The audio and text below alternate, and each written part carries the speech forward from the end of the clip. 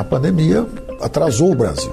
Dito isso, é evidente que há uma frustração nossa, porque sentimos que podia ter feito muito mais pelo Brasil se não tivéssemos atingidos por isso.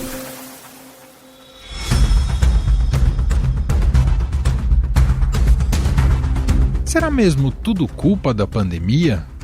O que não falta a Paulo Guedes são argumentos afiados para defender sua gestão à frente do Ministério da Economia no governo Bolsonaro.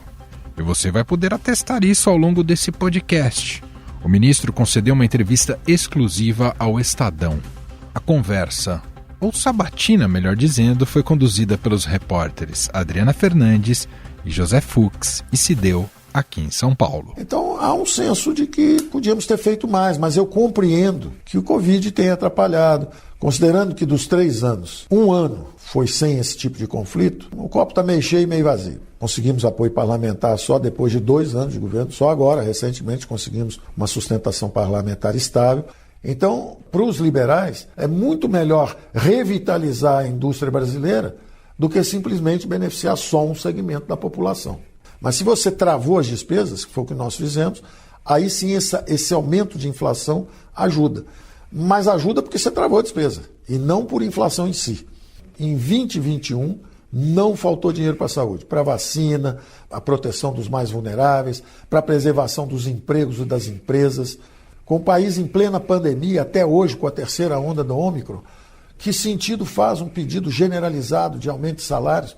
Isso é simplesmente se negar a contribuir a pagar pela guerra.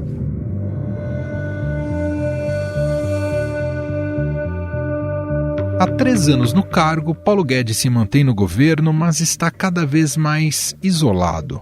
O ideário liberal permanece intacto na retórica, ainda que ele tenha sido abandonado na prática, especialmente pelo presidente Jair Bolsonaro.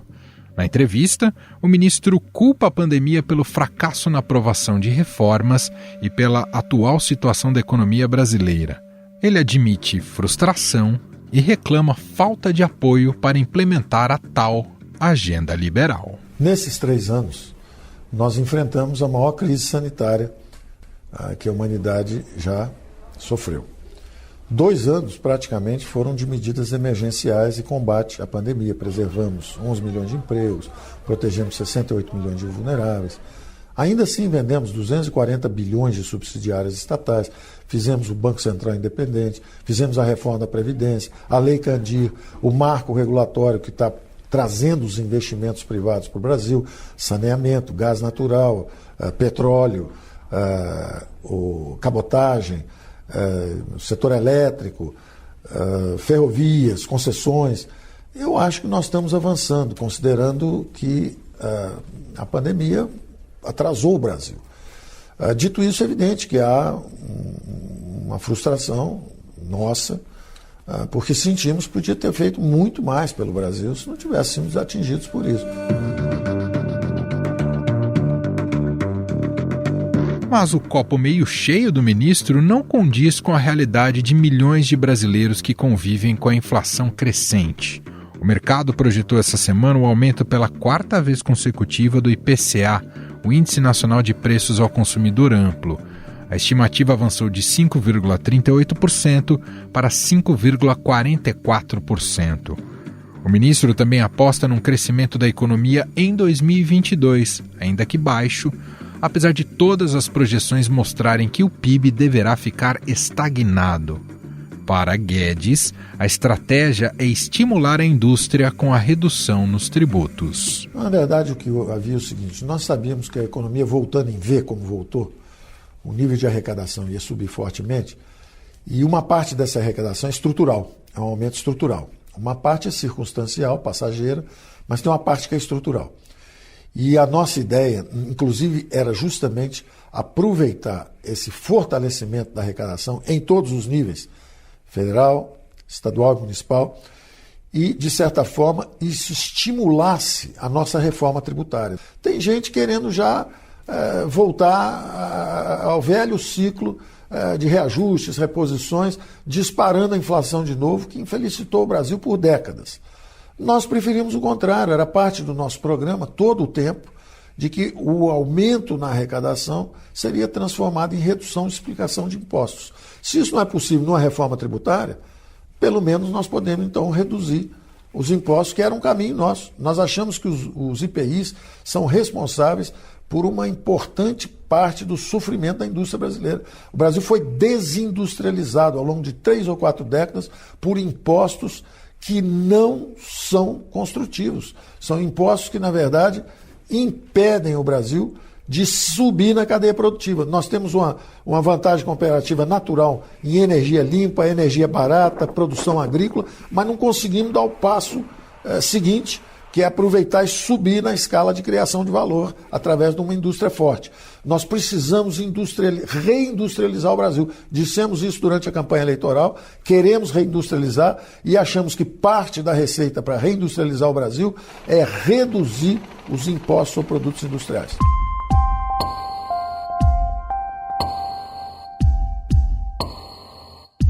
Nessa entrevista concedida ao Estadão, o ministro da Economia também falou sobre a situação das contas públicas no país e criticou quem afirmou que a inflação alta foi a responsável pelo resultado satisfatório do ano fiscal em 2021. Eu acho que isso é um equívoco. Tecnicamente é um equívoco sério, porque quando sobe a inflação, por um lado sobem as receitas da arrecadação do Tesouro, da Receita Federal, mas sobem também as despesas. Sobem os salários do funcionalismo, sobem as aposentadorias, sobem as despesas correntes. Se inflação fosse a solução, porque aumenta a arrecadação, quando nós tivemos 5.000%, fomos para a hiperinflação, nós devíamos ter aumentado bastante a arrecadação. Ou mesmo agora, recentemente, nos governos do PT, a inflação subiu e foi um desastre. Quer dizer, então, é uma análise equivocada. Não é a inflação em si. É exatamente o que nós fizemos. Nós travamos as despesas e aí sim, quando tem o crescimento, sobe a receita e quando tem inflação, sobe também a receita. Então, a inflação aumenta a receita, mas aumenta a despesa. Mas se você travou as despesas, que foi o que nós fizemos, aí sim esse aumento de inflação ajuda. Mas ajuda porque você travou a despesa e não por inflação em si.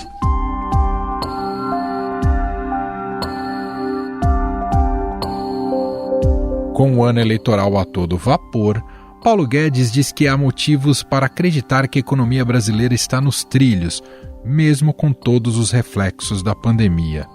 Segundo ele, o governo soube priorizar o que era necessário para o que ele chamou de período de guerra. O Brasil ficou décadas para reduzir um déficit de 10,5% do PIB, por exemplo, para virtualmente zero, ou mesmo um superávit. Nós tivemos um superávit em 2021, quando você pega o governo consolidado, todos os níveis de governo. Então, eu acho que ficou muito claro uma questão que eu tenho dado ênfase, que é o seguinte: a política tem que assumir as suas responsabilidades pela condução do orçamento. No Brasil, como ainda um resquício da época de hiperinflação, o orçamento é todo com despesas obrigatórias, indexadas, vinculadas, o que é a negação da política. Então, em tempos de paz, nós nunca tivemos a coragem de fazer o que tem que ser feito e fizemos em tempos de guerra para mérito da democracia brasileira. Foi um passo importante à frente que nós demos. Porque o que aconteceu o ano passado foi o seguinte: não faltou dinheiro para a saúde. Em 2021, no biênio, não faltou dinheiro para a saúde, para vacina, para a proteção dos mais vulneráveis, para a preservação dos empregos e das empresas, com auxílio emergencial, com benefício emergencial.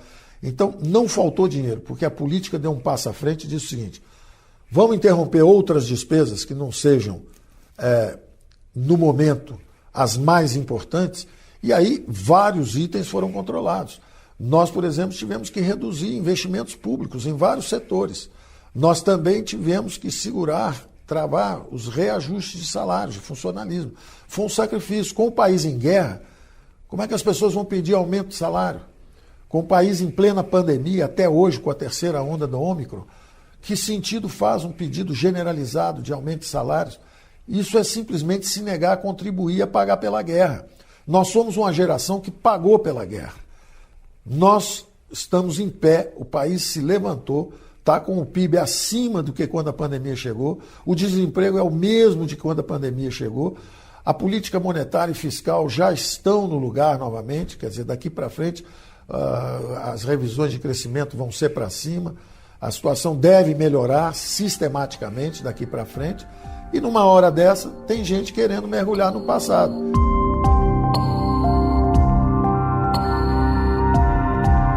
O ministro Paulo Guedes fala sobre a política à frente da condução do orçamento, o que não significa necessariamente uma visão articulada e de longo prazo.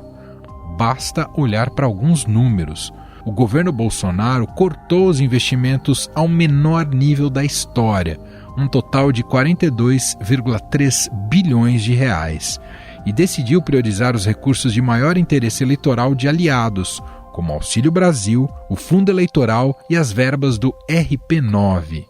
No total, as emendas parlamentares vão somar 35,6 bilhões de reais em 2022 após os vetos, que ainda podem ser derrubados pelo Congresso.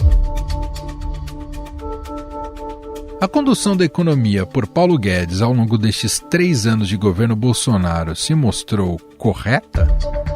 O que seu liberalismo foi capaz de produzir? Como defender esses ideais liberais com um centrão disposto a morder quase todo o orçamento?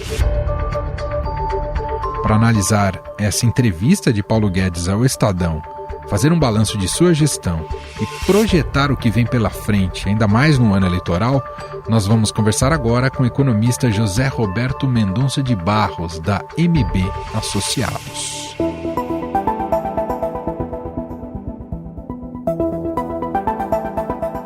Olá, Mendonça, tudo bem? Seja muito bem-vindo e obrigado por ter aceito aqui o nosso convite. Boa tarde, Manuel. É um prazer. Mendonça, a principal argumentação que o ministro Paulo Guedes usa nessa entrevista exclusiva ao Estadão, digamos que é de natureza política, de que ele não teve apoio para conseguir implementar a sua agenda liberal. O problema de fato são os outros mesmo, Mendonça? É uma boa pergunta. Antes de tudo, precisa ser um pouco distraído para achar que o presidente da República é um liberal, né? E iria aprovar reformas liberais, né? A história do progresso do presidente da República mostra que de liberal ele nunca teve nada, né? A segunda observação é que faltou, né, realmente capacidade de montar projetos, Emanuel, porque esse apoio é sempre difícil. Vou dar um exemplo para você. Eu participei em muitos processos de privatização, quando estava fora do governo e depois um período estava no governo. Todos esses projetos, eles não foram simples de serem levados adiante. Havia que se construir um projeto técnico e um convencimento, inclusive, do Congresso e da opinião pública a favor deles. Eu acho que isso claramente ficou falhando, né? Na medida em que nada na área de privatização funcionou. Então, não é só a falta de suporte, que é verdade, mas é também a falta da capacidade de elaboração de projetos convincentes, de casos convincentes que levassem isso adiante. Até porque o cargo de ministro da Economia, ou como era antes ministro da Fazenda, não é um cargo estritamente técnico, não é, Mendonça? Exatamente, ele tem uma vertente política imediata. Eu adicionaria também, né, isso vale para o período mais recente do governo, né, imaginar que o grupo político que se chamado de Centrão é liberal e suportaria reformas para diminuir o Estado, também é uma coisa que só é possível como fruto de grande distração política, né? Trata-se de um grupo que vive nas entranhas do Estado. Então é muito difícil mesmo imaginar que houvesse esse projeto. Isso no que tange à privatização. Mas até mais do que isso, Emanuel, me permita lembrar da questão da reforma tributária. O governo nunca, jamais apresentou um projeto qualquer de reforma tributária. Tentou canhestramente reintroduzir a CPMF, jogou contra os 2 projetos de reforma do imposto de valor adicionado, que estavam um na Câmara e outro no Senado. Então, como é que consegue ir adiante uma reforma tributária se o próprio governo nunca foi capaz de formular e apresentar e defender um projeto dessa reforma de tributos? E não lhe passou a impressão, Mendonça, que há no Guedes muito apego ao cargo, visto que, pelo menos na retórica, não consegue implementar a sua agenda, aquilo que ele pensava como política econômica para o país? Reclama do que está no seu entorno, do Congresso e do próprio governo e dos conservadores no entorno do Bolsonaro. Ora, então por que ficar no cargo? Não te passa essa impressão? Confessadamente estranho, né? Você lembra que ao longo do tempo, a maior parte dos bons talentos da sua equipe foi abandonando, né? A equipe foi emagrecendo a todo momento e estava claro desde o começo que, ou desde há muito tempo, a política econômica definida por ele não tinha a menor chance de ir adiante. É estranho.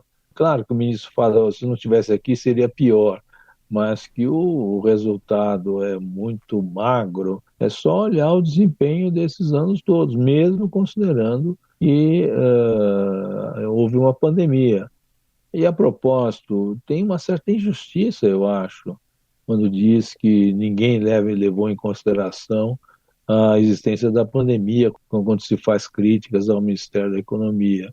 Eu não me lembro, quando foi aprovado o pacote de ajuda em 2020 no Congresso, do que me lembro, todos os economistas que participam do debate apoiaram esse pacote. Então, não é verdade que eventuais críticos ao seu trabalho esqueceram da existência da pandemia, né? O que se critica é que na saída da pandemia faltaram medidas que dessem continuidade, que dessem suporte a essa retomada do crescimento. E nós estamos aqui entalados nessa estagnação, que é a marca desse ano, com inflação alta e juros caminhando para a estratosfera.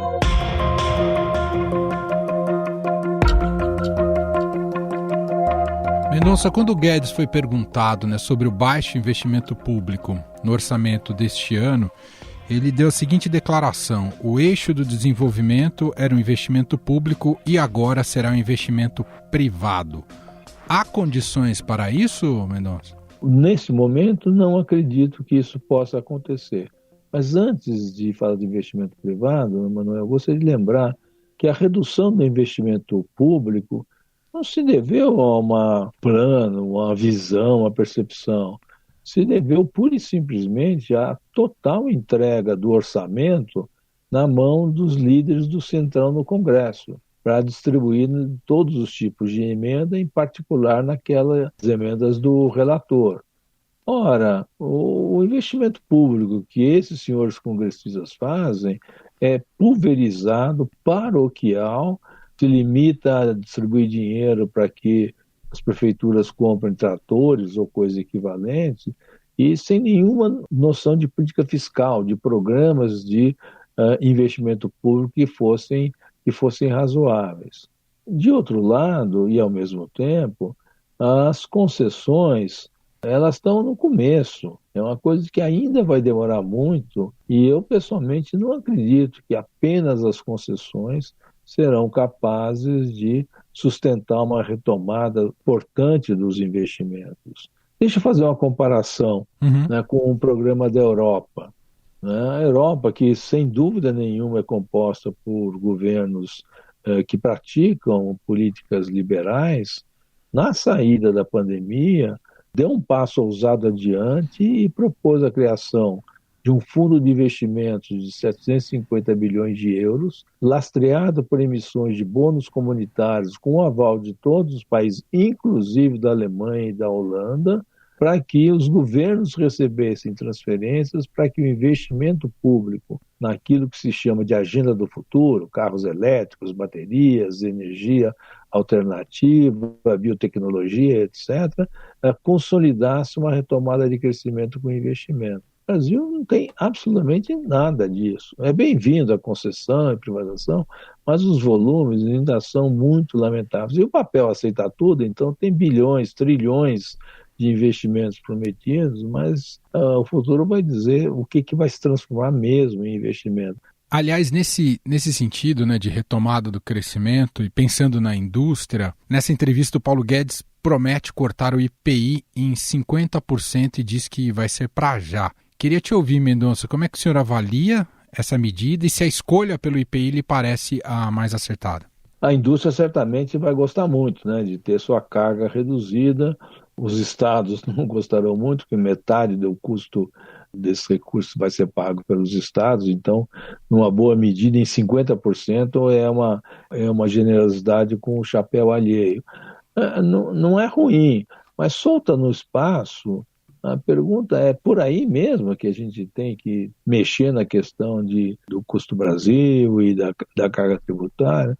Eu não tenho certeza. E o que corre o risco é que loucuras fiscais do tipo da PEC kamikaze progridam junto com o do IPI, tá? E a gente acabar chegando numa situação, essa sim, impossível de sustentar, de uma redução gigantesca na carga de tributos por razões estritamente populistas e que vão arruinar as finanças. Eu acho que estamos correndo um risco aí, neste momento, muito mais complicado com essas PECs grandonas que estão no Congresso.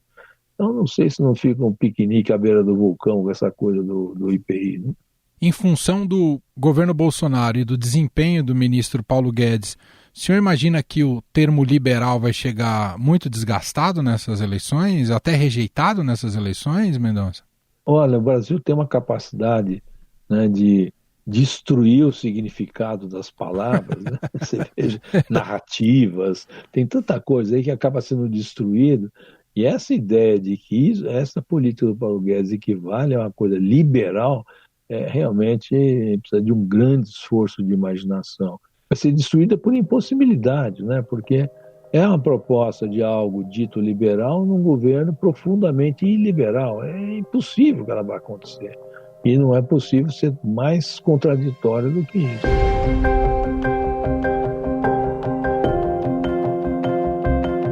Mendonça, para a gente concluir, a gente está em ano eleitoral e já entra na discussão muitas promessas. Claro que durante o período eleitoral é raro conseguir se aprofundar pelos grandes temas do país, ainda que isso fosse necessário. A economia vai estar como um dos principais pontos a serem discutidos e analisados nas propostas de governo. O que o senhor diria que a gente deve prestar atenção nas promessas dos candidatos nesse ano de 2022, visando os próximos 4 anos, pensando justamente em crescimento do país? E, claro, crescimento com viabilidade, né? Não promessas vazias.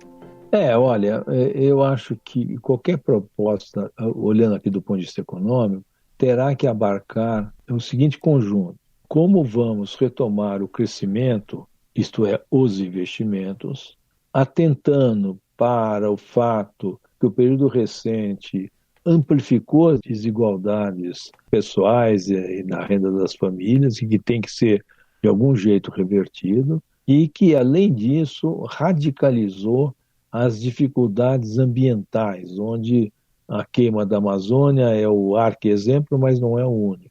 Então, é como retomar um crescimento condicionado a atender também, simultaneamente, 2 coisas: a distribuição de renda e a questão ambiental. Isso pode ser olhado de 2 formas. De um lado, uma forma que é difícil fazer, e de outro, olhado como uma grande oportunidade, especialmente a partir de encarar a questão ambiental como uma oportunidade do Brasil assumir o que ele pode vir a ser uma potência verde na energia, em todas essas coisas. Então, acho que isso é o miolo do problema e tem que ser olhado. Então, qual é a proposta para tanto que as diversas alas, os diversos grupos vão fazer? Isso me parece essencial. A pergunta: é possível? Eu acredito que sim, embora seja difícil e não tenha milagre no curto prazo. Nós vamos ter um período mais complicado. Muito bem, esse é o economista José Roberto Mendonça de Barros, da MB Associados, gentilmente aqui conversando com a gente, analisando também a entrevista do ministro Paulo Guedes ao Estadão. Muito obrigado, viu, Mendonça? Imagina, Emanuel, um grande prazer falar com você. Um abraço. Estadão Notícias. Este foi o Estadão Notícias de hoje, quarta-feira, 9 de fevereiro de 2022. A apresentação foi minha, Emanuel Bonfim. A entrevista de Paulo Guedes foi feita por Adriana Fernandes e José Fux. O episódio tem roteiro, produção e edição de Jefferson Perleberg, Júlia Corá e Ana Paula Niederauer, e a montagem de Moacir Biasi. Escreva pra gente no podcast @estadão.com. Um abraço para você e até mais.